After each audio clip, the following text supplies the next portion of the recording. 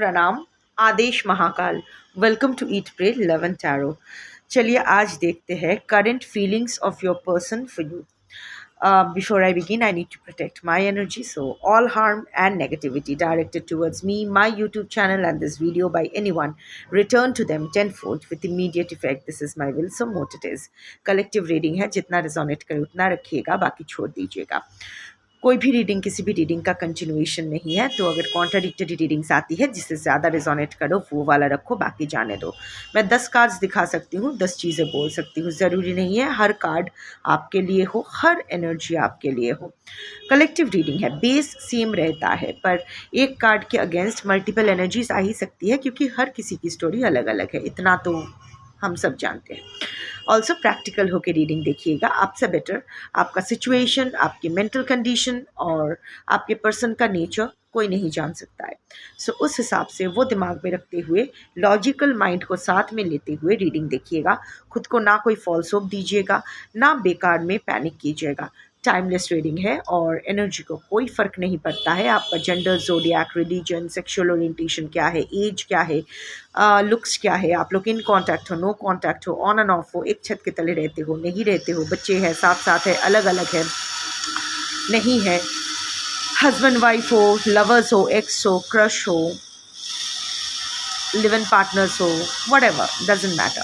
Cards को अगर pick करना होगा तो आपकी एनर्जी पिक होगी अमंग कलेक्टिव्स एनर्जी, आपके पर्सन की एनर्जी पिक होगी अमंग कलेक्टिव पर्सन्स एनर्जी. चलिए रीडिंग स्टार्ट करते हैं. I will take 5 cards and the bottom of the deck. Current feelings of your person for you.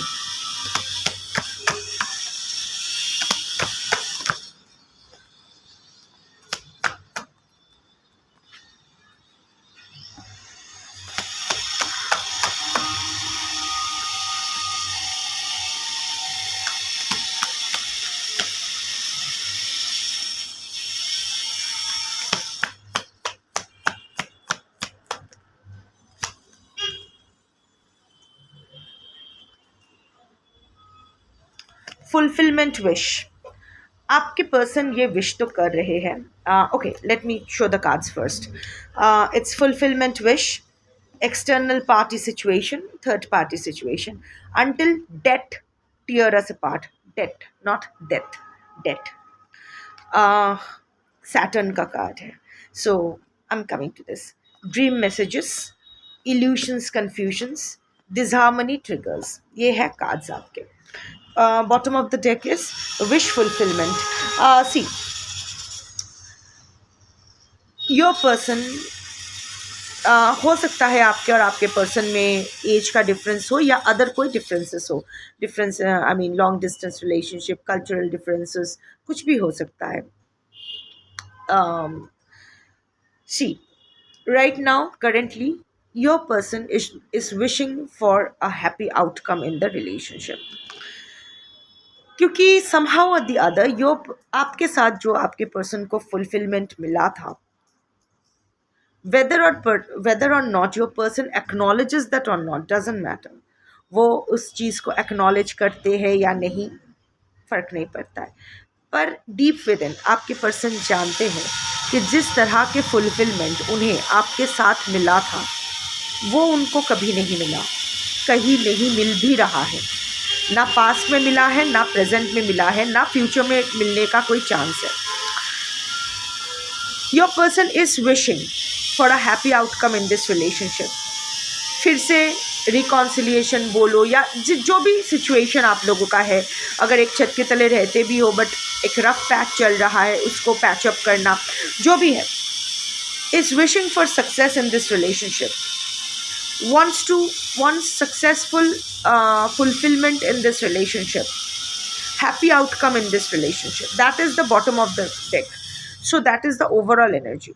So current feelings of your person, wishful thinking, सोच रहे हैं, और वो fulfillment, वो happiness जो उनको आपके साथ मिला था, वो चीज़ को फिर से रिवाइव करना चाहते हैं, क्योंकि इतना तो वो समझ गए हैं कि अगर उनके फुलफिलमेंट, डजेंट मैटर कि आप फुलफिल्ड रहे हो या नहीं उस रिलेशनशिप में, बट उनके फुलफिलमेंट आपके साथ है.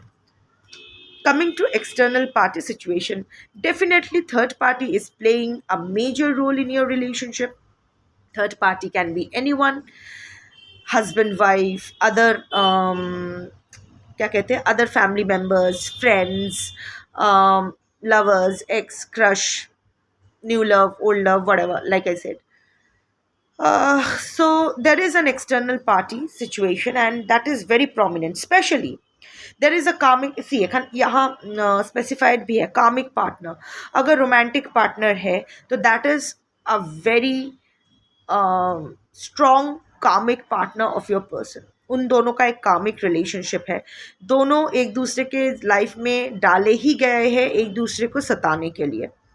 सो अगर रोमांटिक पार्टनर है तो रोमांटिक पार्टनर जो है इट्स अ वेरी स्ट्रॉन्ग कार्मिक ऑफ योर पर्सन. अगर आप कंफर्म कर पाओगे कि दोनों की relationship, even if your person has chosen the third party over you, it's like there is no fulfillment in that relationship no matter whatever they are showing. Actual में बस एक दूसरे को दर्द देने के लिए ही उन्हें भेजा गया है, because any kind of pain is a release of karma. So also friends, family, work, other people, obligations.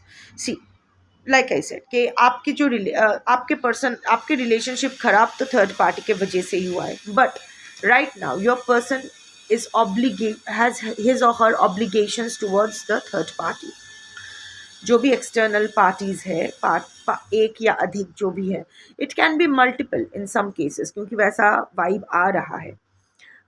It can be a karmic partner like a romantic third party and some other people also involved.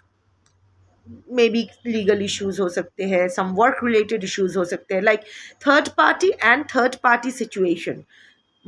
कुछ cases में ये दोनों ही है आपके person के life में. Too many obligations, too many I won't say responsibilities, I take back that word. Responsibilities नहीं but obligations फंसे हुए हैं, अब पीछे नहीं हट सकते हैं. ऐसा नहीं है कि ये लाइक इट्स नॉट दैट कि थर्ड पार्टी आपके पर्सन की ही रिस्पॉन्सिबिलिटी है. No, it's not that. वह हर इंसान अपना रिस्पॉन्सिबिलिटी खुद होते हैं, even if we are not going there. But आपके पर्सन चाहे तो इस थर्ड पार्टी सिचुएशन से बाहर आ सकते हैं, but again your person is very image conscious और उनका वो ऑब्लिगेशंस वो बीच में छोड़ के भी नहीं आना चाहते. So whenever your person is trying to think of reconciliation with you, the immediate thought that is coming to his or her mind is his or her obligations towards the third party and the third party situation. काम काज में भी आपके person फंसे हुए हैं, वहाँ भी उनका कुछ तो गड़बड़ चल रहा है. इधर आपके person legal, I mean other than the third party, third party तो है, other than the third party आपके पर्सन शायद कोई लीगल केस में फंसे हैं, या फिर कोई वर्क रिलेटेड इशू चल रहा है, या कोई फाइनेंशियल क्राइसिस चल रहा है, लॉस चल रहा है, कुछ तो है. ऑल्सो सोसाइटी और family might be a factor. लोग क्या कहेंगे, लाइक घर के खिलाफ नहीं जा सकते हैं, घर वाले भी शायद थर्ड पार्टी को साइड कर रहे हैं, या जो भी है, बहुत लोगों के बीच फंसे हुए हैं आपके पर्सन. सो उनके दिमाग में भी यही चल रहा है कि ये ऑब्लिगेशंस और कब तक, बिकॉज ये ऑब्लिगेशंस छोड़ के वो आपके पास नहीं आ सकते हैं. Until death tear us apart. Saturn. Restrictions, adversity, structure, learning karmic lessons, maturity. Again, it can be a mature partner.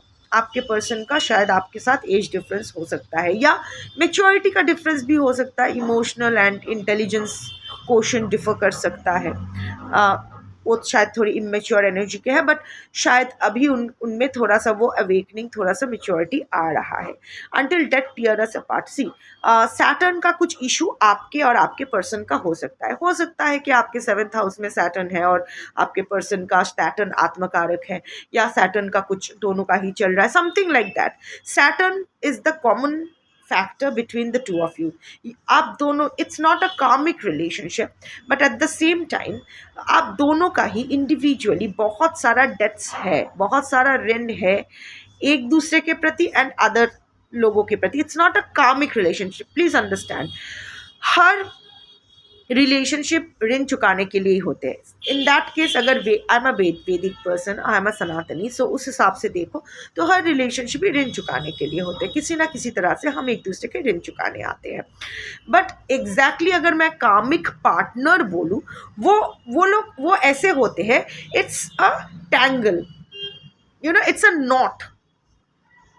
दोनों ही एक दूसरे को बस तकलीफ देने के लिए ही आते हैं, जब तक एक दूसरे एक वो पूरी तरह से खत्म ना हो जाए। सो इन दैट केस आपके पर्सन को लगता समवेयर और the other your person is feeling low. उनको लगता है कि शायद आपके, और देखो कार्ड्स कैसे आ रहे हैं। फर्स्ट कार्ड जो आया था that is about wishful thinking, कि आपके साथ रिकॉन्साइल करना है। Then comes the obligations, then comes the karmic debt, means Saturn related. आप डिले हो सकता है कि आप आपके पर्सन के लाइफ में बहुत सालों बाद आए हो, या लाइक होता है ना कि it's a mature love story, it's not a teenage love story or a college love story, it's a mature love story. Water body might be important, शायद वाटर बॉडी के पास आप या आपके पर्सन रहते हो या गए थे। Anyway, so what I am saying is that आपके पर्सन फिर उनको याद आ रहा है कि मेरे सारे ऑब्लिगेशंस है, उसके बाद उनको समझ आ रहा है कि there are so many restrictions, so many adversities in your relationship, कि उसका स्ट्रक्चर ही अजीब है। It's a complex relationship, it's not a simple relationship. इतना अगर आप लोग हस्बैंड वाइफ हो भी तो भी इतना सिंपल इक्वेशन नहीं है। बहुत सारे फैक्टर्स हैं, बहुत सारे अप्स एंड डाउन्स है, बहुत सारे जटिलता है। सो आपके पर्सन को लग रहा है कि जब तक मौत ना आ जाए तब तक शायद हम लोग मिलेंगे ही नहीं, मौत के बाद ही शायद छुटकारा मिले। आपके पर्सन के भी बहुत सारे अभी आपके पर्सन भी बहुत सारा ये जो चल रहा है, ये जो रोलर कोस्टर चल रहा है, ये जो रिलेशनशिप में जो भी आपके पर्सन और आपके बीच चल रहा है, इससे आपके पर्सन बहुत सारा कार्मिक लेसन्स लर्न कर रहे हैं। सो ऑल्सो दो कर्मा के कार्ड्स आए हैं। So yes, one thing is for sure कि your person is facing some karma or the other, is facing a tough situation in life. Whether he or she is showing or not doesn't matter, but I have to go by my cards. Collective reading है, exact क्या face कर रहे हैं आई don't know, but mental issue ज़्यादा लग रहा है मुझे। मतलब mental pressure, anxiety, stress, panic, ये सब मुझे ज़्यादा दिखाई दे रहा है। तो आपके person somehow or the other feeling low, feeling depressed. उनको लग रहा है कि शायद जब तक मौत नहीं आ जाती तब तक हम लोग शायद एक दूसरे से अच्छे से मिल भी नहीं पाएंगे, क्योंकि ये कर्जा चुकाते चुकाते ही हमारी ज़िंदगी चली जाएगी। आपके भी बहुत सारे रिस्पॉन्सिबिलिटीज़ है, आपके लाइफ में भी बहुत सारा ऑब्स्टिकल्स आए हैं, आपके लाइफ में भी हर चीज़ डिले होता जा रहा है। आपका रिकॉन्सिलिएशन भी शायद डिले हो रहा है। तो आपके पर्सन को भी ऐसा लग रहा है कि हर चीज़ इतना डिले, इतना ऑब्स्टिकल्स, इतना रेस्ट्रिक्शंस, इतना एडवर्सिटीज़, शायद जब तक मौत नहीं आएगी, मौत के बाद ही शायद हम एक हो पाए, हमारी आत्मा ही शायद मिले। That kind of thinking, basically feeling low, feeling depressed. Dream messages, telepathy, 5D communication, astral travel, spirit guides, signs. आपके person yes dreaming about you, not consciously, but शायद सपने में आपको वो देख रहे हैं। हो सकता है इन दिनों रिसेंट पास में आपने भी आपके पर्सन को सपने में देखा हो, या यूनिवर्स से कुछ ना कुछ आपके पर्सन रिलेटेड साइंस मिले हो आपके, क्योंकि अगर ऐसा मिला है that is a double confirmation, क्योंकि आपके पर्सन को ये सब मिल रहे हैं। Your person is getting signs in his or her dreams about you, maybe even seeing you in his or her dreams, also getting messages like spirit, अगर वो spirit guides में मानते हैं, some kinds of signs, symbols। शायद आप ऐसे कोई दुकान के पास से जा रहे हैं, सपोज आपका नाम राहुल है तो दुकान का नाम भी राहुल है, अचानक नज़र पड़ी। So in that case that kind of thing. But हाँ, टेलीपैथिकली तो आप लोग कनेक्टेड हो, आपके पर्सन भी वो फील कर पा रहे हैं। देयर इज़ 5D कम्युनिकेशन, आप दोनों एक दूसरे से बात करते हो, मन में करते हो, पर समहाउ और द अदर ऐसा लगता है कि एक्चुअल में आप दोनों एक दूसरे से बात करते हो। एटलीस्ट आपके पर्सन की तरफ से तो ऐसा ही है। अगर आपकी तरफ से भी ऐसा है तो that is a double confirmation कि एक्चुअली ये जो भी हो रहा है that is your person's energy, वही आपके पर्सन करेंटली फील कर रहे हैं। But yes, so there is telepathic 5D communication, there is signs, there is dream messages. So yes, आपके पर्सन क्योंकि आपके पर्सन भी काफ़ी इंट्यूटिव है, काफ़ी साइकिक पास उनके भी है। वेदर वो एक्नॉलेज करते हैं या नहीं, यह अलग बात है। पर हाँ, ही और she is a mind reader. Specially आपको तो अच्छे से पढ़ते हैं। आप दोनों की जोड़ी अच्छी है, लाइक अच्छी थी, है, जो भी है। So you matched each others energy. ऐसा नहीं है कि आज के कलेक्टिव के लिए मैं नहीं देख रही हूँ कि आपके पर्सन आपसे लोअर एनर्जी के हैं। नो, आप दोनों की फ्रिक्वेंसी सेम है। सो इसीलिए इतना अच्छे, क्योंकि टेलीपैथिक कम्युनिकेशन के लिए फ्रिक्वेंसी सेम होना ज़रूरी होता है, वो है। सो या क्योंकि आपके पर्सन आपको रीच आउट नहीं कर पा रहे हैं, पर वॉट एवर रीजन्स, मैं देख रही हूँ कि ऐसा नहीं है कि वो नहीं करना चाहते हैं। ईगो की भी बात नहीं है, पर इतने सारे हैं। Your person is feeling too low. को लग रहा है अब कोई रास्ता है ही नहीं, सब कुछ खो गया है। So in that case telepathic communication वो करने की कोशिश कर रहे हैं, शायद consciously, unconsciously, I don't know, but वो हो रहा है। आप दोनों कम्युनिकेशन में हो, आप दोनों को समझ में आ रहा है। Illusions, confusion, not seeing clearly, escapism, addictions, fantasy. See आपको लेके फैंटेसाइज तो वो कर रहे हैं, बट अभी भी बहुत सारा इल्यूशन से घिरे हुए हैं वो। बहुत सारा कन्फ्यूजन है। It's not about you, it's not about your relationship, but उनके लाइफ को लेके उनको लग रहा है कि उनके बगैर थर्ड पार्टी बह जाएंगे, थर्ड पार्टी मर जाएंगे, क्या हो जाएगा। बट ऐसा कुछ नहीं है। वो होता है ना कि वॉलंटियर करके प्रेशर लेना, आपके पर्सन वही कर रहे हैं, वॉलंटियर कर रहे हैं, और प्रेशर ले रहे हैं, बर्डन खुद पे ले रहे हैं। ऐसा नहीं है सबके बगैर सबका चलता है, ऐसा कुछ नहीं है। पर आपके पर्सन को लगता है कि उनके बगैर पता नहीं क्या हो जाएगा। वो अगर आपके पास चले जाएंगे, आपको अगर चूज़ करेंगे, तो थर्ड पार्टी पता नहीं मर जाएंगे, समथिंग वन, पता नहीं क्या ही हो जाएगा। सो लॉट्स ऑफ कन्फ्यूजन, अभी भी कन्फ्यूजन है उनके दिमाग में कि like I said, not about you but about his or her present situation. उनकी लाइफ को लेके उनके अभी भी बहुत सारे इल्यूशंस है।